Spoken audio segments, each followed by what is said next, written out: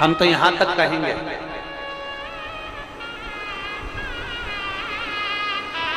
यहां तक कहेंगे, यदि इन नेत्रों की रोशनी भी अगर कम हो रही है ना, आप चश्मा लगाओ, डॉक्टर को दिखाओ, दवाइयां लो, जांचें कराओ, डॉक्टर बोले ऑपरेशन का ऑपरेशन कराओ, क्योंकि हमने पहले भी कहा कि डॉक्टर शंकर का एक रूप होता है। हमने पहले भी कहा कि डॉक्टर शिव का एक रूप होता है। आप जांच कराइए, आप डॉक्टर को दिखाइए।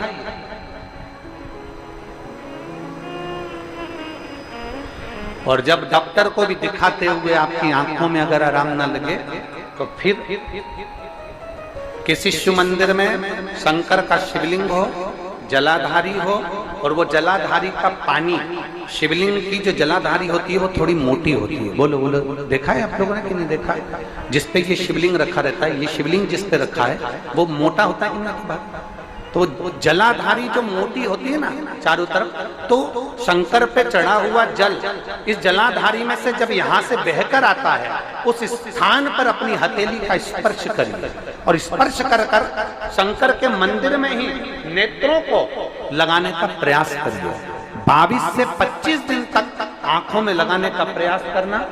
30वें दिन हमको पत्र लिखकर भेजना कि आपकी आंख की रोशनी बढ़ना प्रारंभ हुई कि नहीं, आपका चश्मे का नंबर ठीक हुआ कि नहीं। नेत्रों पर इस स्थान का महत्व है।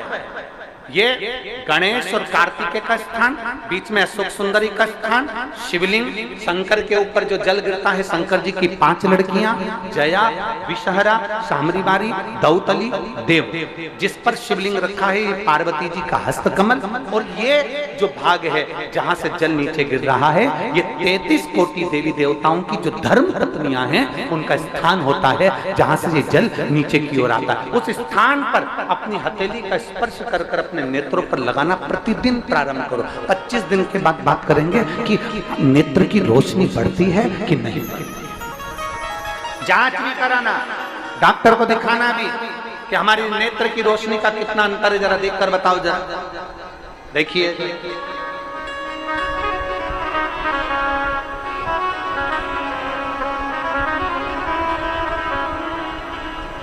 और मेरे भोले तेरा सहारा है, मेरे भोले तेरा सहारा है, मेरी नैया का तो किनारा है, मेरी नैया का तो किनारा।